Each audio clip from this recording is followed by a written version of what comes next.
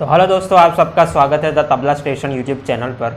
और ये how to play tabla series का दूसरा नंबर का वीडियो है, द इंट्रोडक्शन ऑफ तबला। आज हम जानेंगे इस वीडियो में कि तबले के कौन कौन से अलग अलग पार्ट्स है और इसका कंस्ट्रक्शन क्या है। तो चलिए शुरू करते हैं।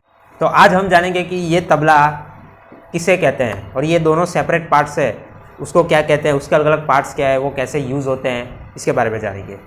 सबसे पहले तो तबला जो वर्ड है वो उस वर्ड में इन दोनों का पूरा समाविष्ट होता है, यानी कि तबला वर्ड इस दोनों को कहा जाता है, लेकिन इन दोनों का अलग अलग नाम है।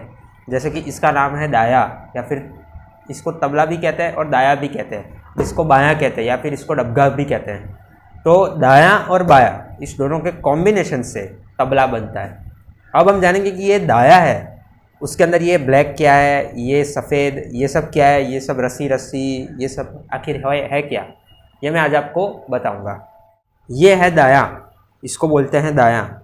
और इसके अंदर ये सर्कल आपको दिख रहा होगा, इस पूरे पार्ट जहाँ पर ये सर्कल तीनों आते हैं, इस पूरे पार्ट को पड़ी कहते हैं, जो तबले के बॉडी का सबसे इम्पोर्टेंट पार्ट है। जैसे कि हमारी बॉडी में ब्रेन होता है ना, वैसे ये तबले की बॉडी पे पड़ी है, क्योंकि यही है जिससे तबले का आवाज़ निकलता है, बराबर। अब यहाँ पर हम ये जानेंगे कि ये ब्लैक कलर का है, ये क्या है, ये वाइट कलर का है, वो क्या है, और ये क्या है। तो इसको बोलते हैं स्याही। इसके बाद का जो सर्कल है इसको बोलते हैं मैदान, और इसके बाद का जो सर्कल है उसको बोलते हैं किनार। अब जब हम बाहर से अंदर तरफ, यानी कि किनार से मैदान और मैदान से स्याही की तरफ जाते हैं, तब आवाज़ गाढ़ा होता जाता है। और जब हम अंदर से बाहर आते हैं, यानी कि स्याही से मैदान और मैदान से किनार की ओर आते हैं, तब आवाज़ पतला होता जाता है। एग्जाम्पल से दिखाता हूँ, ये देखिए, पतला है, थोड़ा गाढ़ा, एकदम गाढ़ा, ये देखिए, गाढ़ा, पतला, एकदम पतला। तो ये इसकी खासियत है, यानी कि हमें किस प्रकार के बोल किस तरह से बजाने हैं, हमको पतला आवाज़ चाहिए या फिर गाढ़ा आवाज़ चाहिए, इसके लिए ये पार्ट का यूज़ होता है। और ये अलग अलग पार्ट से अलग अलग आवाज़ निकल सकती है, वो हम आगे जानेंगे। अब आप देख रहे होंगे कि ये एक तरह से रस्सी रस्सी को पिरोया गया है, इसको बोलते हैं गजरा।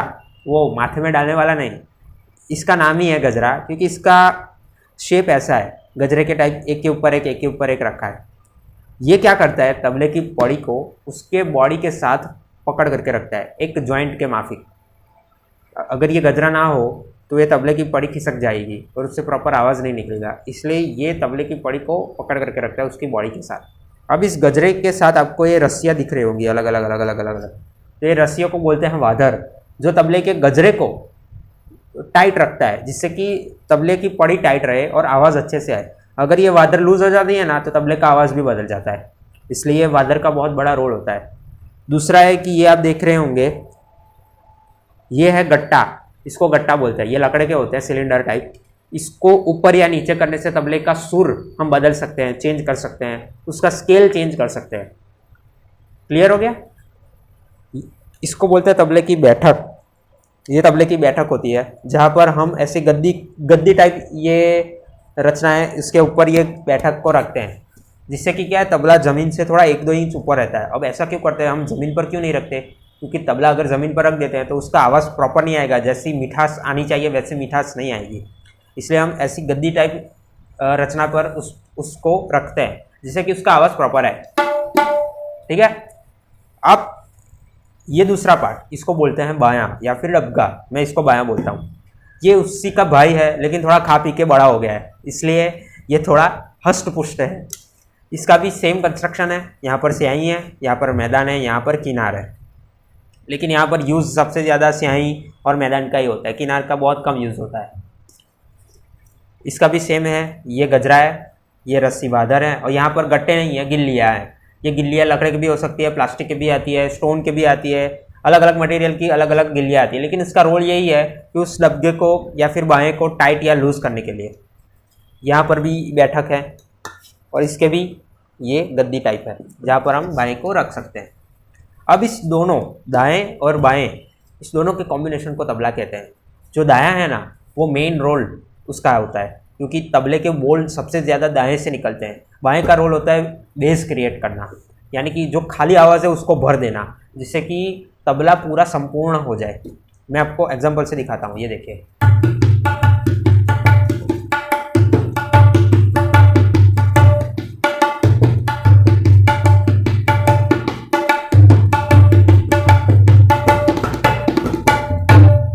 समझ में आ गया? ये आवाज़ इसका मेजर आता है और ये उसके पीछे उसके पीछे के आवाज़ में बेस क्रिएट करता है, जिससे कि आवाज़ सुनने में अच्छा लगे, एक मिठास आए। ठीक है, तो आज हमने जाना कि तबले का कंस्ट्रक्शन क्या है। इसको बोलते हैं तबला, इसको बोलते हैं बायां। अब तबले पर हाथ कैसे रखें और हाथ को कैसे शेप में लाए जिससे कि हम तबले को अच्छे तरीके से बजा सकते हैं। तो उसके लिए मैं आपको एक टिप देने जा रहा हूँ। ये टिप मुझे मेरे सर ने दी थी, वही मैं आपके साथ शेयर करने जा रहा हूँ। इसको बोलते हैं 3P फॉर्मूला, यानी कि ये 3P को आपको याद रखने हैं। अगर आपने इस 3P को याद रखा तो आप तबले को आसानी से सीख सकते हैं। सबसे पहला P है पैशन। आपको तबला बजाने का पैशन होना चाहिए, जुनून होना चाहिए, एक तरह से अंदर से एक आग होनी चाहिए कि मुझे तबला सीखना है। अलग अलग तरीके से कैसे बजाते हैं, अलग अलग कौन से बोल्स बजाते हैं, अलग अलग वेरिएशन कैसे लाते हैं, वो मुझे सीखना है। यानी कि तबला सीखने का पैशन हो जाए। कोई भी चीज़ हम जब सीखते हैं अगर उसमें पैशन ही ना हो तो हम उस चीज़ को अच्छी तरीके से सीख नहीं सकते, इसलिए पैशन होना बहुत ज़रूरी है। दूसरा है पेशेंस, यानी कि धीरज। तबला एक दिन में नहीं आएगा, सालों लगते हैं किसी को भी। ऐसे बहुत सारे कलाकार हैं आज भी जो तबला अभी सीख रहे हैं, क्योंकि वो ऐसा मानते हैं कि तबला कोई एक पर्टिकुलर स्टेज पर आकर के रुक जाना नहीं है कि मैंने इस डिग्री को अचीव कर लिया इसलिए मैं तबले का मास्टर हो गया। ऐसा नहीं, बहुत कुछ सीखने को है और रोज़ कुछ नया नया नया नया आता है। इसलिए तबले को सीखने के लिए पहले तो पेशेंस होना ज़रूरी है, माइंड को फोकस करना ज़रूरी है कि मुझे तबला सीखना है। जल्दीबाजी में नहीं, आराम से सीखना है, एकदम शांति से सीखना है, कोई तरह की जल्दीबाजी करनी नहीं है। तो पेशेंस होना चाहिए। और तीसरा P है सबसे इम्पोर्टेंट, प्रैक्टिस। आपको तबले की प्रैक्टिस करनी है। मैं जब आपको बोल सिखाऊंगा, आगे मैं ताल सिखाऊंगा, अलग अलग ताल सिखाऊंगा, तब आपको पता चलेगा कि प्रैक्टिस करने से वो आएगा। अगर आप कोई एक बोल एक बार बजा के छोड़ दोगे तो आपको नहीं आएगा, आपको हज़ारों बार उसकी प्रैक्टिस करनी पड़ेगी तब वो आपको आएगा।